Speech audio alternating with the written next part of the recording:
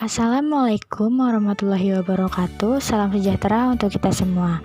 Perkenalkan, nama saya Indah Permatasari dari kelas 11 IPS 1 SMA N 71 Jakarta.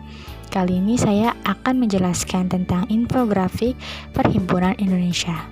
Perhimpunan Indonesia didirikan pada tahun 1908.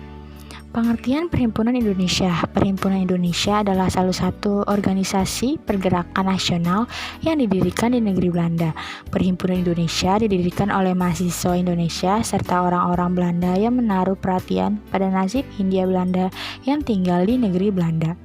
Perhimpunan Indonesia atau Indiscriminating atau juga disebut dengan IV berdiri pada tahun 1908 yang dibentuk sebagai sebuah perhimpunan yang bersifat nasional.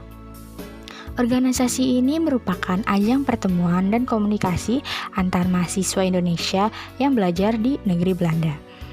Tujuan didirikannya, organisasi ini bertujuan untuk memajukan kepentingan-kepentingan bersama orang-orang pribumi dan non-pribumi yang bukan Eropa di negeri Belanda.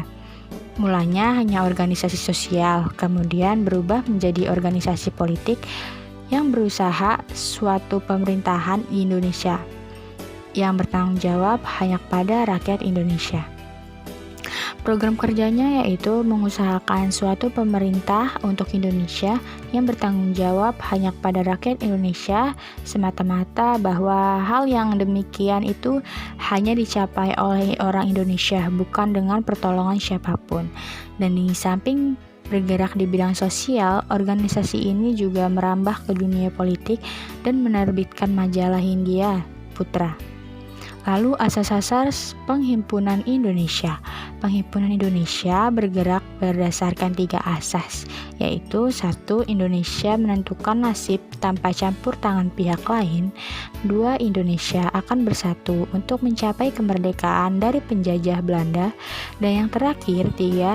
Indonesia akan belajar secara mandiri untuk mencapai sesuatu yang digunakan sebagai alat melawan kolonialisme Belanda. Kepengurusan. Perhimpunan Indonesia didirikan oleh 1. R.E. Noto Suroto, lalu 2. Sultan Kasayangan, 3. R.P. Sostro Kartono, 4. R.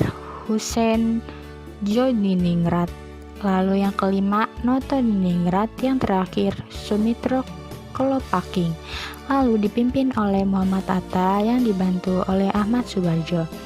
Sekian informasi dari infografik mengenai Penghimpunan Indonesia yang bisa saya sampaikan.